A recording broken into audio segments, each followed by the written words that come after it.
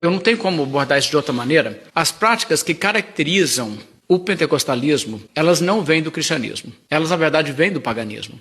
E elas foram introduzidas para dentro do cristianismo. E, como eu disse, houve várias tentativas de fazer isso. E o que você vai encontrar em muitas religiões pagãs, curandeirismo, um xamã, um cara aí que é o cara, ele tem o poder de fazer as curas e tal. Simão Mago, em Atos capítulo 8, onde existe esse cara, e ele era chamado o grande, o poder de Deus. Usava o nome de Deus, o Deus como o Deus da Bíblia. A ideia de Deus de Israel, que estava, afinal de contas, em Samaria. Então, havia esse tipo de coisa, uma espécie de curandeiro assim. A busca de revelações e coisas desse tipo, tentativa de receber de Deus uma revelação através de certas fórmulas. E até a glossolalia, ou seja, a prática de falar em línguas, como acontece dentro do movimento pentecostal, é uma coisa que existe muito antes do movimento pentecostal, mas fora do cristianismo.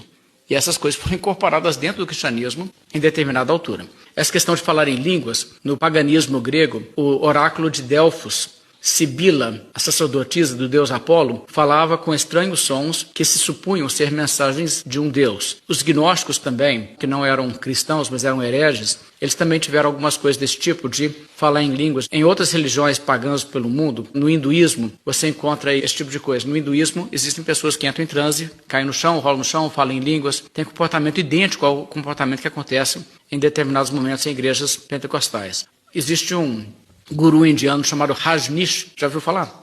Rajneesh, não. Esse homem falava com as pessoas que você não pode ser materialista, você não pode ter apego aos bens, você devia doar os bens todos, doar para ele. Aí ele tinha uma coleção de Rolls Royce. Ele tinha uns 80 Rolls Royce. Rolls Royce é carro caro, né? Mas ele não tinha apego aos bens materiais, não. Ele... Se um Rolls Royce dele pegava fogo, ele falava assim, não tem problema não, eu tenho outros. Não tinha apego, não.